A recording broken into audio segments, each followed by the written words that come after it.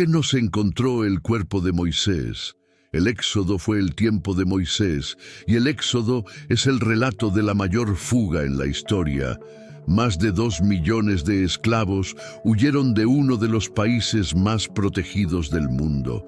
Es una historia increíble con una serie de milagros, incluidos algunos de los más conocidos en la Biblia. En ese tiempo, los israelitas fueron liderados por un hombre llamado Moisés, quien presenció más milagros que Abraham, Isaac y Jacob combinados, con una serie de milagros ocurriendo uno tras otro mientras Dios intercedía en favor de su pueblo. Algunos de los milagros parecen ser mágicos, como cuando la vara de Moisés se convierte en una serpiente, pero la mayoría son obvias manipulaciones naturales, ya que Dios demuestra su poder sobre todo lo que ha creado para el bienestar de su pueblo. Moisés fue un hombre que evadió la muerte desde su nacimiento. El faraón había ordenado que todos los niños varones fueran arrojados al río. La mayoría de la gente está familiarizada con esta historia. El río Nilo estaba lleno de cocodrilos y los egipcios creían que la exterminación era necesaria para disminuir con éxito el número de israelitas. Así es como el bebé Moisés debería haber muerto. Pero al igual que José, Moisés fue criado en la corte y recibió la mejor educación en la Universidad Egipcia, gracias a la providencia de Dios para los judíos. Moisés fue el segundo hombre más grande en el Antiguo Testamento después de Abraham. Sin embargo, su tiempo como príncipe egipcio llegó a un abrupto final cuando perdió la paciencia con uno de los capataces egipcios y lo mató, después de lo cual tuvo que huir por su vida. Las estadísticas de vida de Moisés son fascinantes de leer. Pasó 40 años cuidando ovejas en el desierto a la edad de 40, antes de regresar para vivir entre los israelitas durante otros 40 años. La mano de Dios estaba claramente en obra. El encuentro de Moisés con el Señor a través de la zarza ardiente es igualmente fascinante, no tanto por la zarza ardiente en sí, sino por las justificaciones de Moisés. Porque estaba en tierra sagrada, Dios le ordenó a Moisés que se quitara los zapatos primero. Luego le dijo que sería él quien lideraría a los israelitas fuera de Egipto. Moisés dio 5 razones por las que no debería hacerlo. Primero, dijo que era insignificante. Luego, que era ignorante y no tenía nada que decir. Su tercera excusa fue que sería incapaz de convencer a la gente de que Dios había hablado con él y le había dicho que los liderara. Dios dijo que su poder estaría con Moisés y que él realizaría milagros. Luego, Moisés dijo que era incompetente para hablar, tenía un tartamudeo que le impediría articular palabras. Así que Dios proporcionó a su hermano Aarón para que fuera su portavoz. Dios no ha elegido revelarnos mucho sobre las circunstancias de la muerte de Moisés. Hay 3 referencias en la Biblia sobre la muerte y el entierro de Moisés, y cada una de estas referencias contribuye a crear un sentido de misticismo en torno a la vida y la muerte del gran profeta. Se determinó que tenía 120 años en el momento de su muerte, Deuteronomio 34:7. Moisés murió solo, con la espalda contra la roca en la cima del monte Nebo, mirando hacia el Jordán, hacia la tierra que le había sido prometida, pero en la que nunca pondría un pie.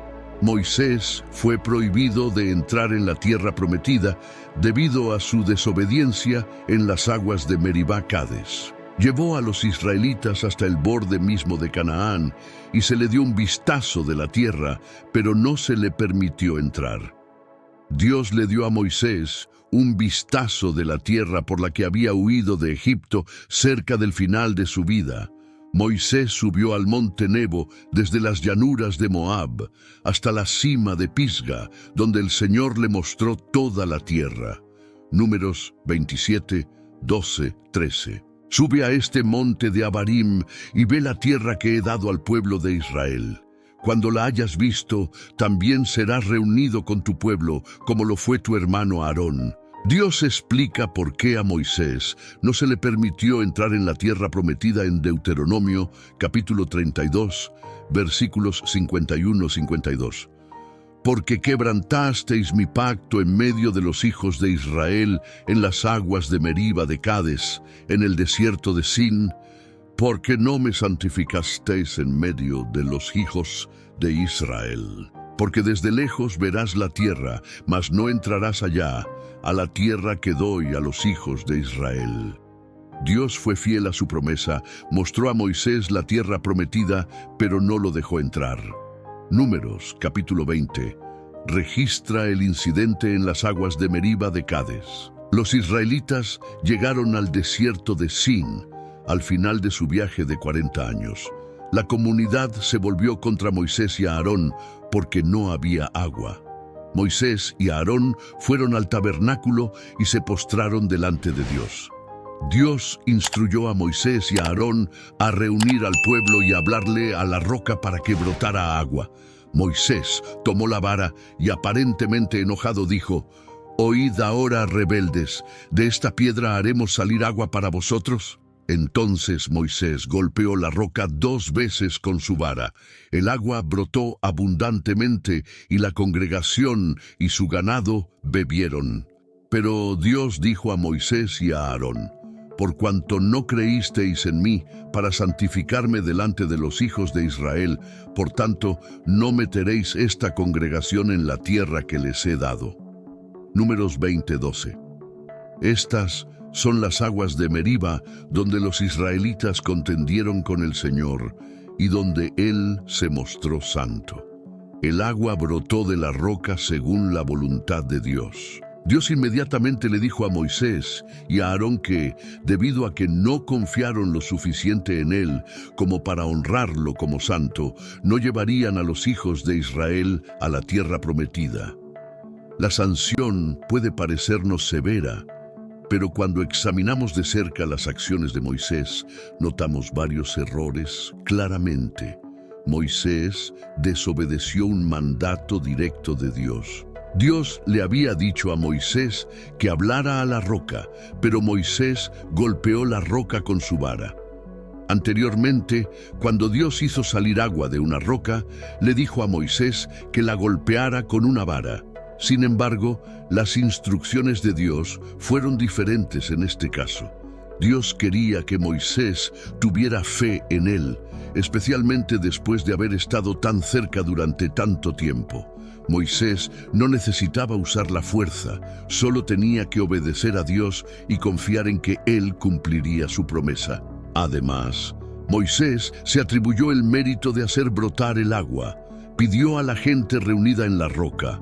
Moisés parecía estar atribuyéndose el milagro a sí mismo y a Aarón en lugar de atribuirlo a Dios. Moisés hizo esto públicamente.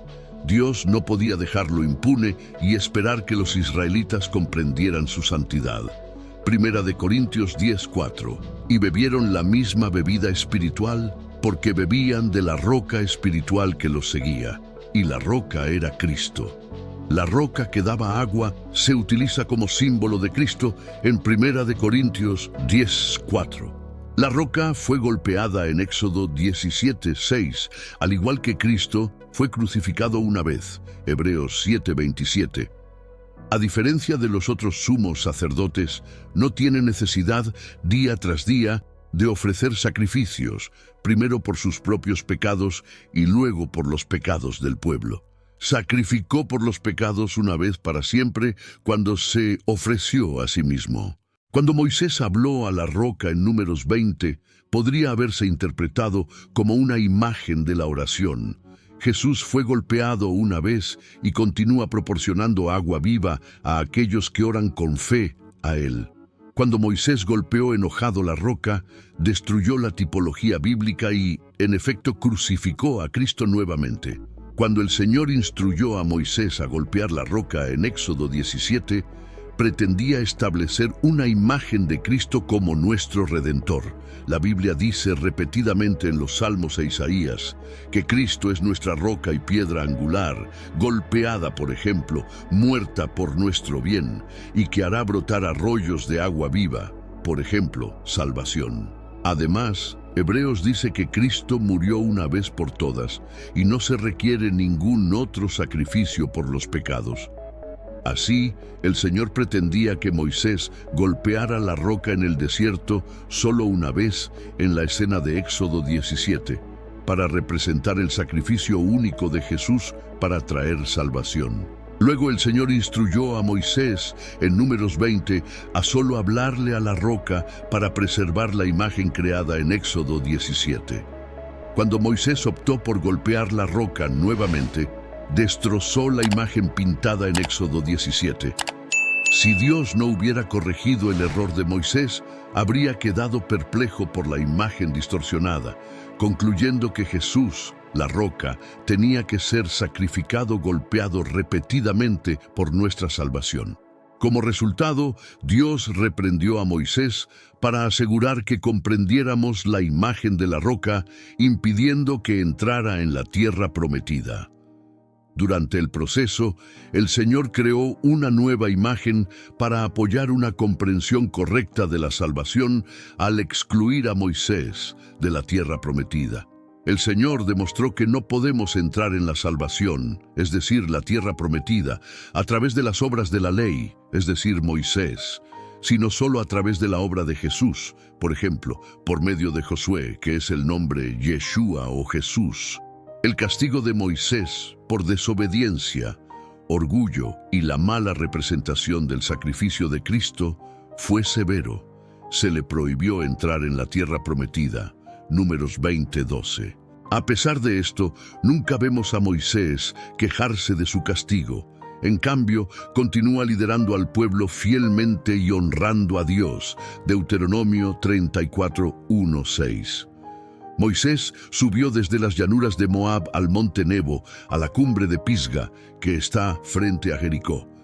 Y el Señor le mostró toda la tierra de Galaad hasta Dan, y toda Neftalí, y la tierra de Efraín y Manasés, y toda la tierra de Judá hasta el mar occidental, y el Negev, y el valle de Jericó, ciudad de las palmeras, hasta Zoar. Y el Señor le dijo: esta es la tierra que juré dar a Abraham, Isaac y Jacob, diciendo: se la daré a tu descendencia.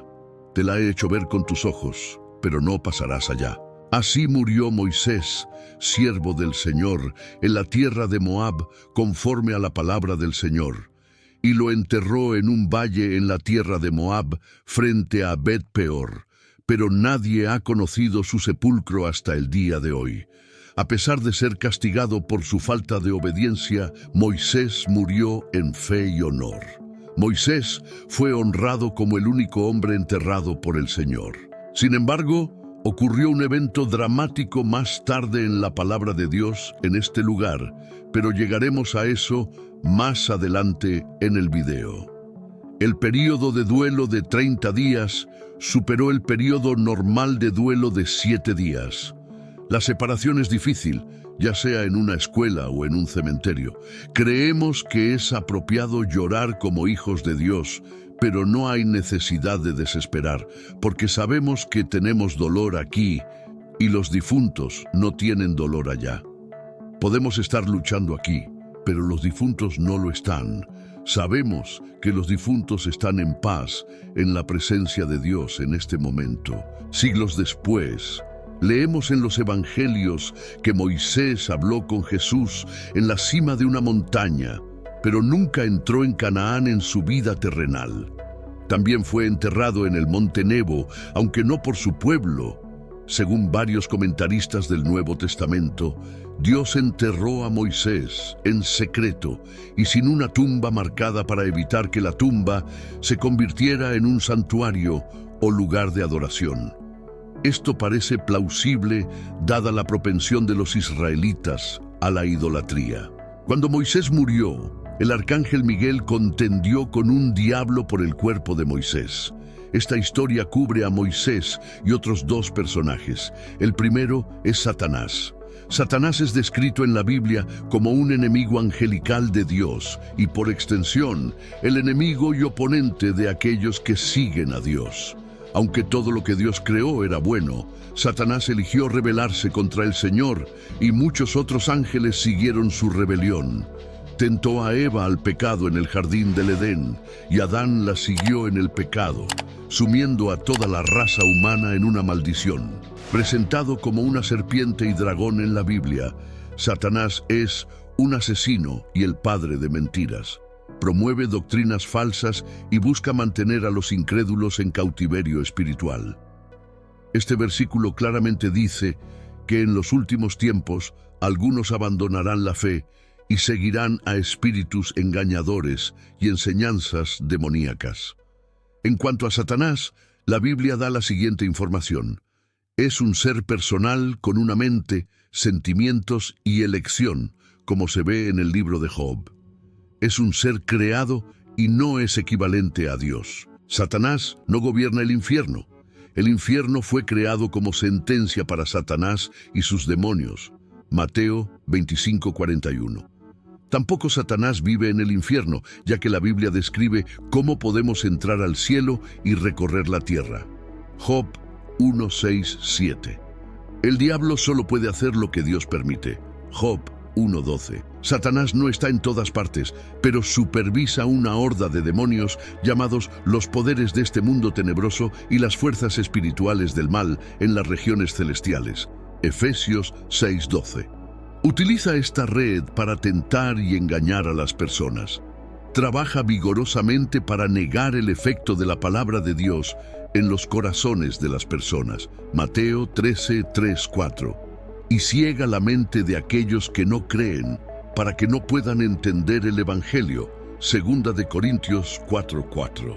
El segundo personaje es el arcángel Miguel. Miguel, junto con Gabriel, es probablemente el ser angelical más conocido en la Biblia. Sabemos que Miguel es un arcángel, pero ¿qué implica exactamente eso? ¿Qué ha logrado? ¿Cuáles son sus deberes y cómo encaja en el ejército celestial de Dios? Miguel es el nombre del arcángel. Ese nombre plantea la pregunta: ¿quién es comparable a Dios? Muchos padres judíos y no judíos que nombraron a sus hijos. Miguel no tiene ni idea de lo que significa el nombre. Judas no hace más menciones de esta referencia pasajera, lo que ha suscitado debate entre los estudiosos bíblicos. No sabemos cuándo tuvo lugar este debate angelical, pero es probable que fuera durante el entierro de Moisés. Tampoco entendemos por qué el diablo y Miguel están discutiendo sobre el cuerpo. El diablo estaba de pie al otro lado de Moisés cuando llegó el ángel. El diablo reclamaba la propiedad de este hombre porque había asesinado a un egipcio, pero el arcángel Miguel le dijo al diablo: «El Señor te reprenda». Y el ángel enterró a Moisés. Fue un final increíble para una vida increíble. Antes de cruzar el Jordán, la gente lo lloró durante un mes. A pesar de los misterios que rodean la muerte y el entierro de Moisés, conocemos algunos hechos. Uno es que la palabra de Dios es verdadera y sus profecías siempre se cumplen. Otro es que el pecado trae la disciplina de Dios y nadie es inmune. Además, Dios no siempre explica los misterios en su palabra, pero aquí está la verdad. Preciosa a los ojos del Señor es la muerte de sus santos siervos. Salmo 116:15. También hay otra lección en Judas. De la misma manera, estos soñadores contaminan su propio cuerpo, rechazan toda autoridad y difaman a los seres celestiales. Pero el arcángel Miguel, cuando contendía con el diablo y disputaba acerca del cuerpo de Moisés, no se atrevió a pronunciar juicio de maldición contra él, sino que dijo: «El Señor te reprenda». Estos, en cambio, blasfeman de todo lo que no comprenden. Y lo que entienden por instinto, como animales irracionales, en estos son destruidos. Judas 1:8-10. Solo operan por instinto. Judas los compara con Caín, quien ofreció un sacrificio sin sangre, Balaam, quien solo ministraba por dinero, y Coré, quien rechazó la autoridad de la palabra de Dios al rebelarse contra la autoridad espiritual. Todos ellos fueron juzgados.